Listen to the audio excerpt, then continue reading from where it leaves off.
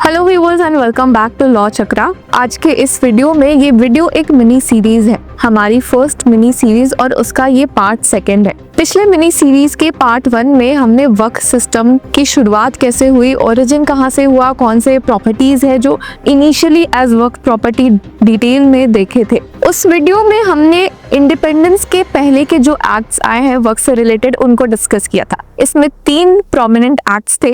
पहला था द मुसलमान वक्फ वैलिडेटिंग एक्ट 1913। इस एक्ट से कहीं ना कहीं ये एस्टैब्लिश हुआ कि इस्लाम प्रैक्टिस करने वाले लोग वक्फ डेडिकेट कर सकते हैं। अब इस एक्ट ने अलाउ किया मुस्लिम्स को क्रिएट करने के लिए वक्फ for family members as well, children, descendants, सबके लिए। पर क्योंकि ये एक्ट इतना इफेक्टिव नहीं था तो उसके बाद आया द मुसलमान वक्फ एक्ट 1923। इसमें हमने देखा था कि वक्फ प्रॉपर्टीज के मैनेजमेंट के लिए ट्रांसपेरेंसी कुछ हद तक इंक्रीज की गई थी। हमने ये भी देखा था कि कैसे स्टार्टिंग के एक्ट से ही रजिस्ट्रेशन की बात हमेशा से उठी है। अब इसके बाद एक एक्ट और आया, वो था द मुसलमान वक्फ वैलिडेटिंग एक्ट 1930, जिसने कि पहले 1913 के एक्ट को और लीगल बैकिंग दी थी। तो व्यूअर्स, ये 3 मेजर लॉज थे जो कि प्री इंडिपेंडेंस के थे। अगर हम पोस्ट इंडिपेंडेंस की बात करें तो बहुत सारे मेजर लॉज आते हैं, पर उसमें अगर हम कुछ स्पेसिफिक लॉज पर फोकस करें तो पहला लॉ पोस्ट इंडिपेंडेंस के बाद है द वक्फ एक्ट 1954। अब ये एक्ट पार्लियामेंट में पास हुआ था उस समय जब कांग्रेस की सरकार थी, और इस एक्ट ने कुछ बहुत ही इंपॉर्टेंट प्रोविजंस को पहली बार जन्म दिया था। जैसे कि इसने स्टेट वक्फ बोर्ड्स का प्रोविजन बनाया था पहली बार, जो कि वक्फ प्रॉपर्टीज को ओवरसी करेंगे, उसका ध्यान रखेंगे। इसके बाद इसने central Waqf council of India का भी निर्माण किया, एस्टैब्लिश किया, जो कि स्टेट वक्फ बोर्ड्स को सुपरवाइज करेगा। तो व्यूअर्स, अगर हम वक्फ एक्ट 1954 पर आए तो उसमें बहुत ही इंपॉर्टेंट बात कही गई है। सबसे पहले यही बात कही गई है कि प्रीलिमिनरी सर्वे ऑफ वर्क्स होगा, और इसकी जिम्मेदारी स्टेट गवर्नमेंट को दी गई है कि वो स्टेट कमिश्नर अपॉइंट्स करे, जितने एडिशनल कमिश्नर्स की जरूरत है वो करे, और जिसके बाद एक प्रॉपर सर्वे लिया जाएगा वक्फ प्रॉपर्टीज का। उसके बाद पब्लिकेशन ऑफ लिस्ट ऑफ वक्फ भी आता है, ये भी एक मेजर प्रोविजन है, और इन दोनों प्रोविजन को हमने पिछले प्री इंडिपेंडेंस वाले एक्ट में भी देखा था।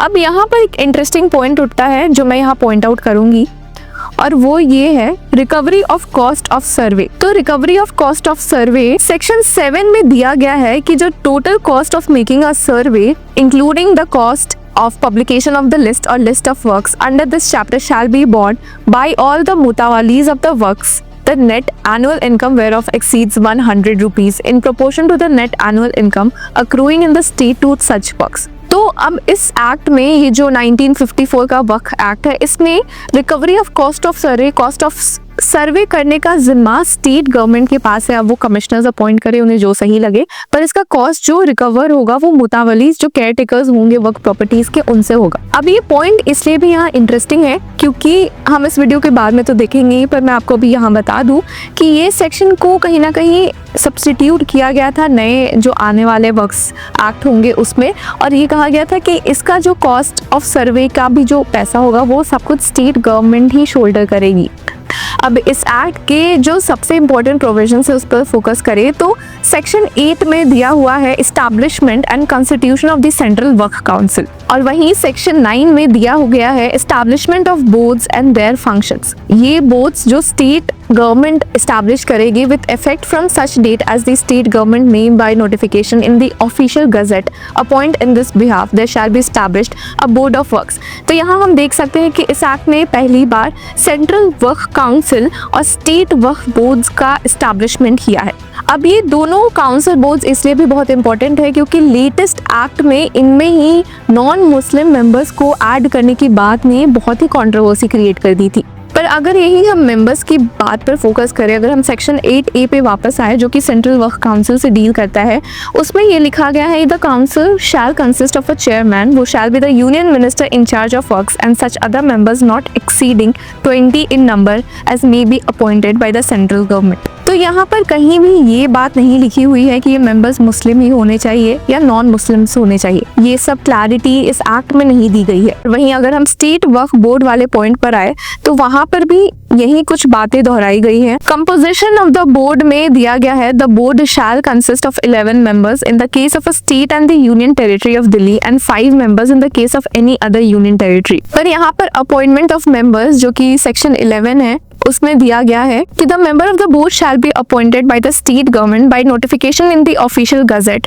From any one or more of the following categories of persons, namely members of the state legislature and members of the parliament representing the state, persons having knowledge of Muslim law and representing associations such as State Jamiat Ulama ए हिंद। और यही अगर हम वापस से इस act पर ध्यान दें तो इसके चैप्टर 4 में रजिस्ट्रेशन ऑफ वर्क्स दिया हुआ है। जैसा कि हमने पिछले एक्ट में भी देखा था कि रजिस्ट्रेशन की बात उठाई गई थी, इस एक्ट में भी रजिस्ट्रेशन की बात उठाई गई है। रजिस्ट्रेशन के पॉइंट पर यह लिखा गया है कि every work whether created before or after the commencement of this act shall be registered at the office of the board. तो हम देख सकते हैं इस एक्ट में भी रजिस्ट्रेशन की बात को काफी ज्यादा हाईलाइट किया है और ये एक्ट है 1954। अब अगर हम जाएं तो इस एक्ट में कई सारे अमेंडमेंट्स भी हुए थे 1959 में, 64 में, 69 में और 84 में।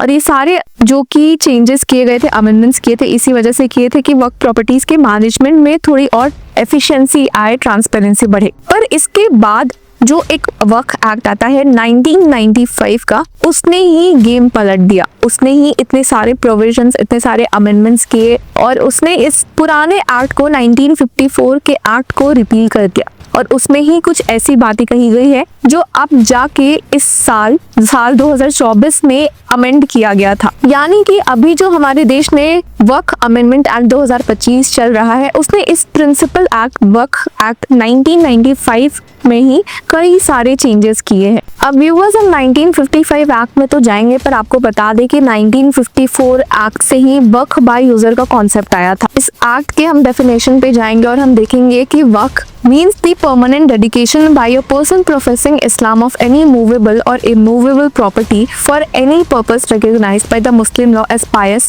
religious or charitable and includes a work by user। इसके पिछले एक्ट्स में हमने वर्क बाय यूजर का कोई कॉन्सेप्ट नहीं सुना था। अब ये कॉन्सेप्ट हम 1954 के एक्ट में देख रहे हैं। और यही कुछ बातें सुप्रीम कोर्ट में हियरिंग के दौरान उठी थी, जब इस्लाम प्रैक्टिस करने वाले पिटिशनर्स साइड के लोगों ने कहा कि वर्क बाय यूजर उनका रिलीजियस, एसेंशियल रिलीजियस प्रैक्टिस है।